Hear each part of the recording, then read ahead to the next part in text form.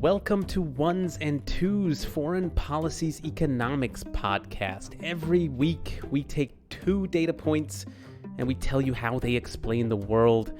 I'm Cameron Abadi, FP's deputy editor, joining you from Berlin, Germany. With us, as always, is the namesake of the podcast, Adam Tooze, in his studio in New York. Hi, Adam. Yeah, great to be here. Okay, so the news data point this week is 78. That's a number that is directly tied to the World Bank and International Monetary Fund meetings that are scheduled to happen next week in Washington. It's their big annual showcase.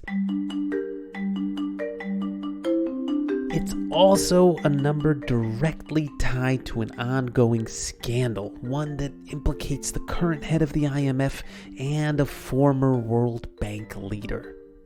Kristalina Georgieva.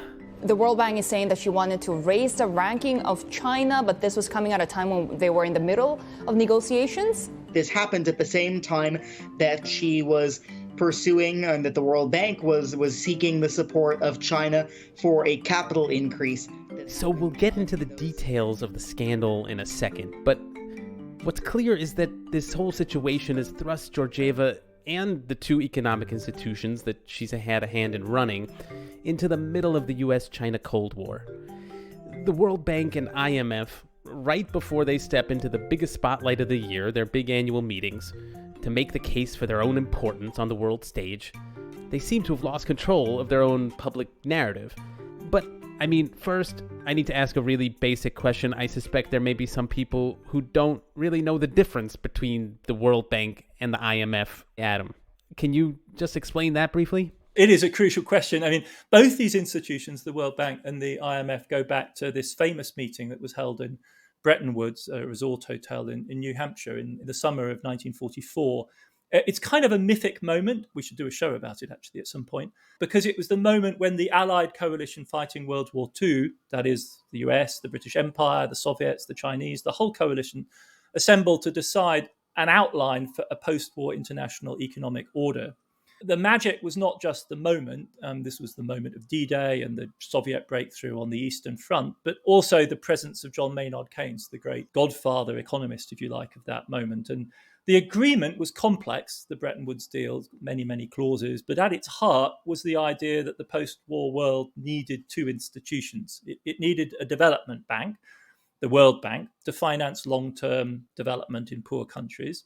And on the other hand, it needed a shared facility to help all countries, rich and poor, to deal not with long-term poverty, but with immediate short-term crisis. So that's the IMF, the International Monetary Fund. So in terms of your own personal finances, it's the difference between the folks who lend you money to buy a car or fund college education or buy a house, and on the other hand, the credit card companies or a bank that offers you an overdraft. The World Bank is the long-term investment lender, and the IMF, the fund, is the short-term to tide you over. Got it. I'm also picturing us doing a podcast from Bretton Woods now. I don't know if the resort is still active, but maybe somewhere down the line. Apparently it's quite run down. Okay, well, but it would still be worth a visit, for sure. It would be haunted, yeah. Exactly, a haunted podcast, the ghost of Keynes, who knows. But what, again, to the meetings, let's start by explaining the allegations against Georgieva exactly. I mentioned the number involved is 78. So, Adam, what exactly does that represent? Well, 78 was the ranking of China in the World Bank's Doing Business Index in 2017. The Doing Business Index is one of the most, or was rather, one should say, widely watched numbers issued by the World Bank. Think of it like a college ranking or a quarterback rating or something like that. It's made up of 12 different components, more or less arbitrarily combined. And the idea is to give it a measurement of how easy it is to do business in a particular country. This was a hugely important number. It was the World Bank's most widely used statistical product. It involved dozens of people at the World Bank itself, staffers, economists, and thousands of correspondents around the world annually compiling this index.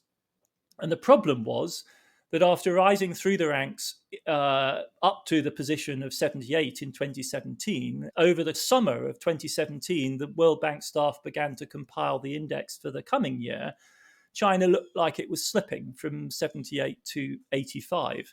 Not, in fact, because it was backsliding, but because its peers were doing even better in the eyes of the World Bank analysts. They'd upped their game. And that summer, the World Bank leadership, headed at the time by Jim Yong Kim and an American appointee, on the one hand, Jim Yong Kim, and with a European number two, as what the bank calls its CEO, Kristalina Georgieva, were under intense pressure. They were desperate to raise more capital for the World Bank. That means appealing to the World Bank's major capital providers. Number one is the US, but China is number three and increasingly influential. And so a disappointing number for China in the doing business rankings was the last thing they needed. And what happened next, at least according to a forensic investigation by a very high-powered, very well-connected Washington law firm commissioned by the current World Bank leadership, what happened next is that the World Bank leadership conducted a series of meetings all the way down the command chain to quite low-level technical personnel about whether these Chinese numbers they were getting, these disappointing readings, were real. There were also, I think undeniably, technical conversations within the World Bank amongst the staff about various options for calculating the index that would allow China to be given a more favorable rating.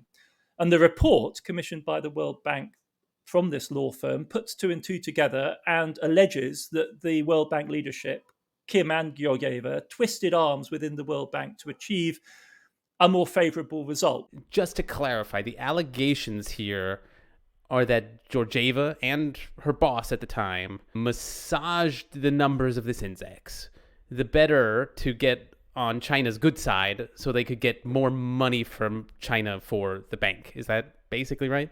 I think that's the upshot. Yes, that's the suggestion, that this was an unwanted, inadmissible interference in a technical process, and the professional staff of the World Bank was subject to undue pressure to produce this result. So why exactly is this a big deal? I mean, is this really a scandal about the substance of the World Bank's work? I mean, does fudging the numbers of a ranking from 85 to 78 pose a threat to the World Bank's credibility with experts around the world? Or is this really a scandal about the politics? I mean, is this the real problem here, the way now that it's given an opening to politicians, including in the United States, who want to weaken international institutions? Obviously, this doesn't look good, right? If you open this box up, what you see is Kim and Georgieva looking for a certain result and getting it. And if undue pressure or manipulation were in play, that could be seen clearly as a breach of professional standards and codes of objectivity. And on Capitol Hill, there are going to be folks who are always looking for an excuse to cause embarrassment for the IMF and the World Bank. Congress is already up in arms about this, and the Treasury apparently is not only not taking Georgieva's calls, but has made it known that it's not. On the other hand, I think one has to recognize that from the point of view of the rest of the world, this also looks like an American attack on a leading figure of global finance. It's an American head of the World Bank that has, as it were, overseen the production of this report, and it's an American law firm that has instigated this, and its target is a key figure in European international economics and finance who is being accused of having done favors for the Chinese. So you can see the politics from that point of view. If you stand back and think about this, on the other hand, more as a question of expertise, if you like, there's a kind of constitutive ambiguity here in so many of the modern numbers with which we navigate the world. On the one hand, we need these to be absolutely authoritative, right? We need them to be unquestioned, to circulate. You need to know that the Chinese ranking is 78. It's black box, proud professionals stand by that kind of number then.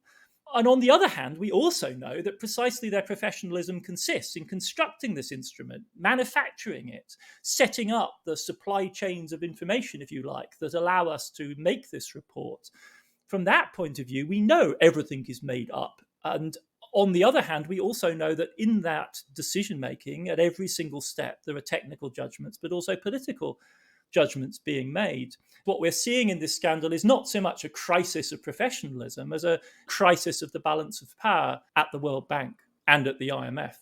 Yeah, this bears on the next question I was going to ask, which is whether the allegations against Georgieva, granted, we don't know what happened, but whether they sound plausible. I mean, sounds like you're saying that international institutions are always under political pressure to massage the kinds of numbers they put out. I mean, what is the difference between doing economic research at a place like the IMF or the World Bank versus, I don't know, a place like Columbia University where you work?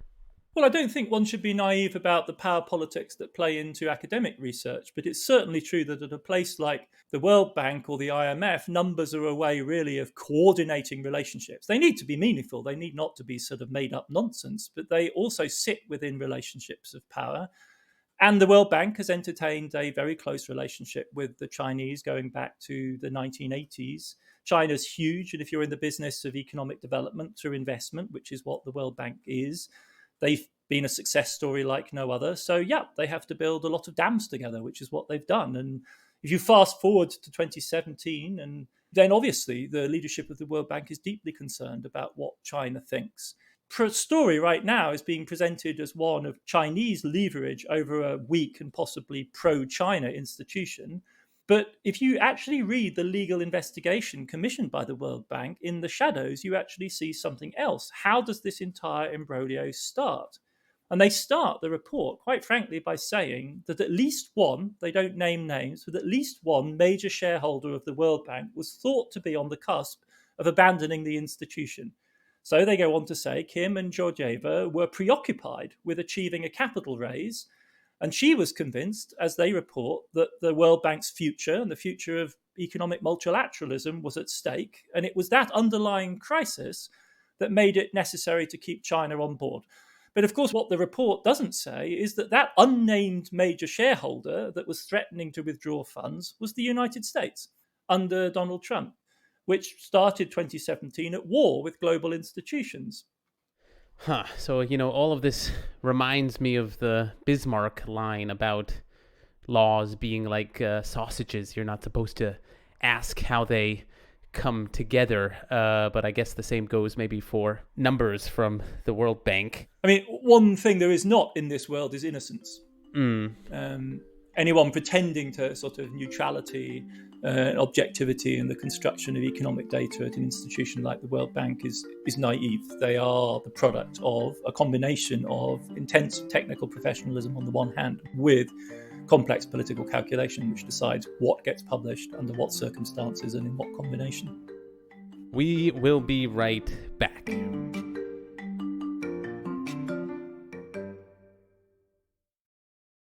So from the World Bank meetings in Washington, we're going to jump to our next data point, which is from beyond the headlines. This one is also about China. Unlike the first data point, this one is indisputably true. It's 36. That was the life expectancy in China in 1950, just a few months after the Communist Party took the country over. Today, life expectancy has more than doubled. It's now 76 years old. That seems as good a claim to success as anything the Communist Party could cite. Yeah, I really think it is. I mean, life expectancy as a measure matters so much because it's one of the best ways we have of testing the overall circumstances of life of a population. It captures so many different effects: wealth, poverty, whether folks are living in sanitary conditions, whether they have access to healthcare, and education too, because one thing we know is that people who've had the benefit of education on the whole have much better ways of coping with medical emergencies. They become agents, if you like, in their own survival. And the bottom line is that China in 1949, when the communists took over, was by any standards a country suffering from dire poverty. It was locked in several centuries by that point of economic stagnation and coming out of a crisis of the war and the civil war that followed. It was very, very poor. We think, roughly speaking, it was on $1 and change a day, something like that in modern terms. And today, yeah, absolutely, it's a high middle income country. The regime last year proudly declared the end of absolute poverty in China, which meant bunging tens of billions of yuan to some of the poorest, mainly elderly folk living in rural villages. That doesn't mean, of course, that China doesn't have a poverty and inequality problem. So about 600 million Chinese, by any standard, live on very modest incomes. But it's a huge change. So China has had this measurable economic success in a really short period of time, but its government seems to pocket this achievement, and now it's moving on to other bigger goals, more growth, dominance over supply chains, writing international rules, dominating its region more generally. Adam, why push beyond an economic measure like life expectancy in the first place? So there is definitely pressure on the Chinese regime. They react very sensitively to setbacks like price increases, to inflation, to surges in the cost of real estate. They're waging a campaign right now against real estate speculation under the slogan, a home is something for living in. But I think they see all of this as, a chapter in a larger story. I mean, this is a regime driven by ideology, and we too easily dismiss that as simply sort of the book learning of dusty Marxist, Leninist, Maoist tomes. What it really means is that they see any given moment as part of a big national, broader project of transformation of China, and that's couched in different ways. So it could be something popular like the idea of the China Dream, which Xi was pushing very urgently in 2014, 2015. When he took office as CCP General Secretary in 2012, he inherited a specific mandate to turn China by 2020 into a moderately prosperous society, which was a goal they set for themselves for the anniversary of the party, the centennial, which was this year in 2021. And now the mission is to achieve, in their words, basically achieve socialist modernization, which is a goal they want to achieve by 2035, which is the level, they say, of a moderately developed country. So there is indeed a broader project into which each one of these steps is inserted, which is presented to the public, and I think also organises the thinking of the regime's leadership itself towards this endless process of modernisation. Adam, I want to burrow down on this question of ideology. On one hand, the socialist ideology, it seems to me like it may have contributed to the increase in life expectancy, right? It was an emphasis on equality, an emphasis on material gains. That was all informed by the communist ideology. And then on the flip side, this ideology also has international ambitions. Can you separate one from the other? Is this kind of like one package that you get from the communist regime in China? You get, on the one hand, an increase in life expectancy. On the other hand, regional aspirations of domination. The contrast with India brings out quite clearly the significance of the socialist ideology of development in China in the 50s, 60s and 70s. Very similar life expectancy in 1950, not so much today, right? The Indian life expectancy hasn't quite reached 70. So a big gap opened up between those two giants of Asia after independence in the Indian case and the communist takeover in China. The gap to India gapes most strikingly in the 50s and 60s, when the Maoist regime really did extend basic public health to the vast majority of the Chinese population and basic education to the vast majority of the Chinese population. And that is in stark contrast to India early after independence there. Chinese economic growth is also somewhat more rapid than that of India. And that is an effect of ideology. I think we have to take ideology not just as a sort of set of ideas or, little red book that people would wave around, but as a set of practices, things that people did and priorities they set. As to the foreign ambition, I think, again, we should put things in historical context. The external foreign ambitions of China were much greater, much more radical and indeed at times violent under Mao than they are now. China was a sponsor of global revolution in the 50s and 60s, and after all went to war with the United States and the United Nations in North Korea and Korea. So it was a far more ambitious actor at that point. What we're seeing now is something far more conventional, I would say. It's a great, big, vast, the biggest nation state in the world, which has grown more rapidly than any other equivalent power. And unsurprisingly, this shifts the balance of power, and the Chinese would have to engage in acts of spectacular abnegation, really, to avoid shifting the balance of power in their region. So yes, right now there is that kind of dynamic going on. It isn't as tightly coupled as it was in the era of Maoism to the domestic project, though. The two are much more dissociated than they were in the 50s and 60s. Yeah, I mean, I guess you could take this whole question of ideology and flip it back on the United States, right? Look, obviously, the United States is an advanced economy. You're not going to be able to double life expectancy when you're starting from 78 years old, which is the average life expectancy in America right now. But it does raise the question of how can the U.S. government justify itself to its people. I mean, China has this amazing example of what it's done for its people in very clear material terms. What can the U.S. government offer? What can it tout to its people beyond just kind of overall growth in GDP? That's a pretty abstract number. What can it kind of give as a more material example?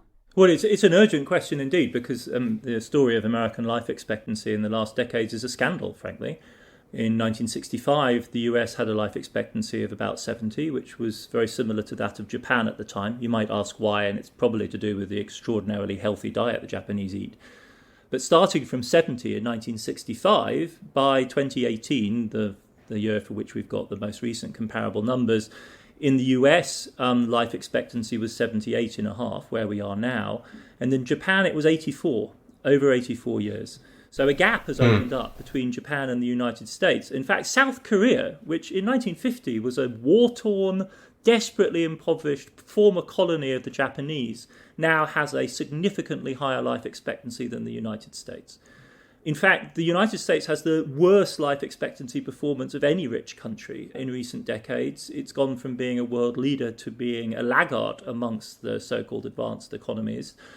And for the worst off Americans, and the trends are all in the wrong direction. It's not that, as it were, we're kind of butting up against some sort of ceiling at 78. The life expectancy is declining. This is the story, the famous story of Case and Deaton, the deaths of despair narrative.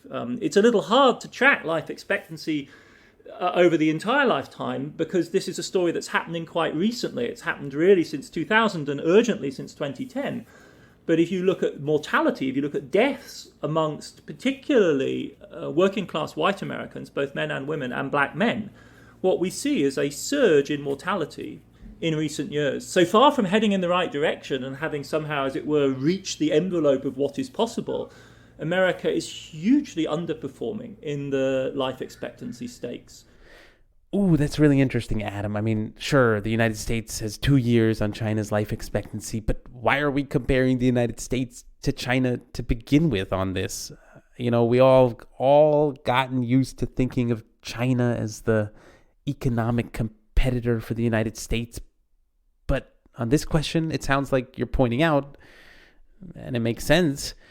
I mean, it's a scandal that America's life expectancy hasn't increased compared to the countries that we used to think of as America's peers.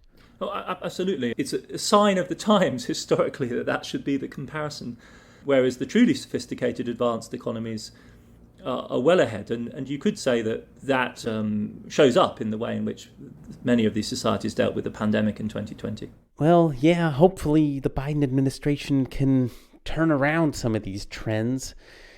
And, Biden himself, he's over the average life expectancy in America to begin with, so maybe that's something the U.S. could tout on the international stage. Our president is older than yours and still doing a pretty good job. All this from the number 36, just to remind you, that's where we started. We toured the world, and we'll leave it there.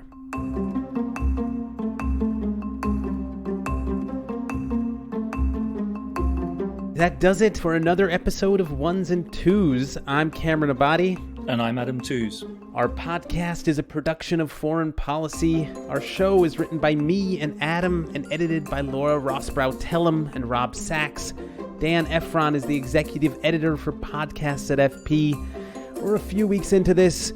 We're already getting great responses from folks online. Keep it coming. We're starting to get great listener ideas through our email account. That's podcasts@foreignpolicy.com, and through Twitter as well. Either way, always make sure to subscribe to the podcast on Apple or your favorite podcast app. Thanks again. We'll see you next week.